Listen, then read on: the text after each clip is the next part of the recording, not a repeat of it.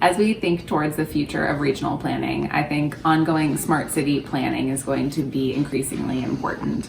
If you look at the city of Des Moines, they've already loosened some of their policies that would have seemed radical at any other time, like the moratoriums on evictions. I also think greater equity throughout our region is going to become increasingly important, because going back to the normal that we once knew is why it isn't really feasible. It's why we're here in the first place. So I think continued collaboration, regional coordination will become key moving forward. One thing that needs to be acknowledged up front is that emergency planning is an imperfect science. We rarely have all the information we want. The information we do have tends to change rapidly, and the window of time to make decisions during a crisis is never as much time as we would like. No one has a crystal ball, and not every eventuality can be predicted with the precision that we desire. That doesn't mean that we abandon the idea of planning. What we need to do is embrace the idea of planning as a process to bring stakeholders together, discuss expectations of one another, and commit to those expectations and agree to a path forward together to solve problems. That is my definition of a plan. Disasters do not respect municipal boundaries, and differences in approach without reason creates confusion and frustration by the public and by those of us charged with serving them. Des Moines and the metro area have become a vibrant regional economy. The public expects us to work together, to have regional agreement and solidarity. Our approach to planning for future disasters should have that same regional energy. Everyone watching this wants the same thing, a more resilient Central Iowa.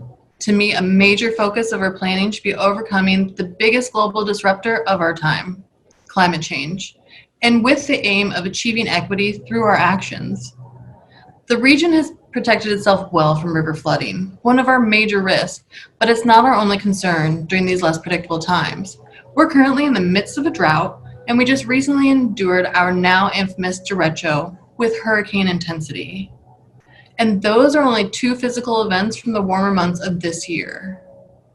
While my husband and I were camping in the basement for the third night in a row, like the upwards of 1.5 million people across the Midwest without power, I reminded myself, this is daily life for many people right here in our region.